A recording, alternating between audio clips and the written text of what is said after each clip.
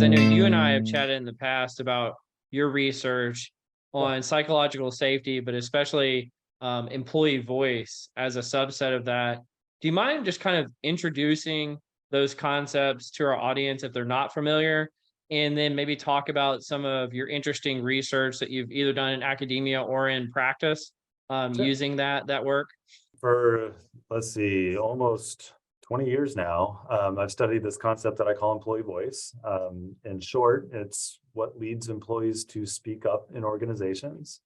So are you having honest and candid conversations with your boss and with senior leaders about, things that are going on, opportunities for improvement? What new ideas do you have for changes in policy and procedures, routines, new product ideas, new services, new ways of collaborating and interacting? Or, problems, here are issues that we need help and to resolve.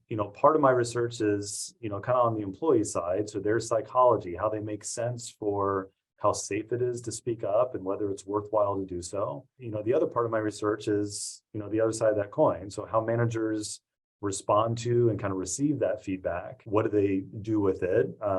Do folks kind of largely ignore it? Does it feel critical or criticizing when someone speaks up in challenging ways to you for the things that you created or are in charge of implementing? What happens kind of on down the line? Through this research, some of it's very tactical. So if you look at the employee side, what are ways for employees to really feel safer? So are there tactics that they can engage in that helps them to not get reamed out by speaking the truth to their boss, or sets up a better chance of success? Like, how do you actually sell your ideas in a way that your boss will really attend to them and do something functionally and different inside the organization?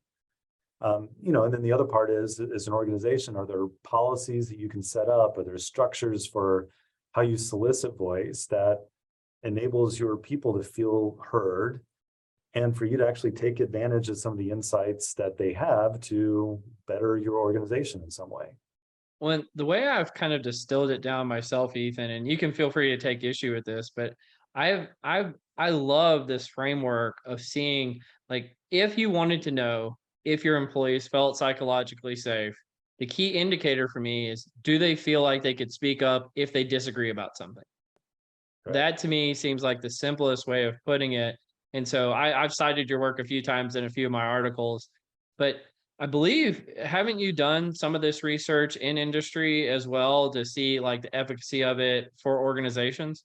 I think all of my research is with field partnerships. So I Yeah. partner with companies. We usually end up doing some set of interviews just to kind of get familiar with the culture and the context and those types of employees.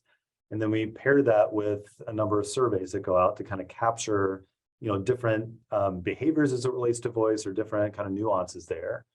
And so this is a couple of examples about why organizations, at least for me, why I think they should care about it, is for one, it impacts kind of core performance outcomes for, across a wide variety of types of employees and types of organizations.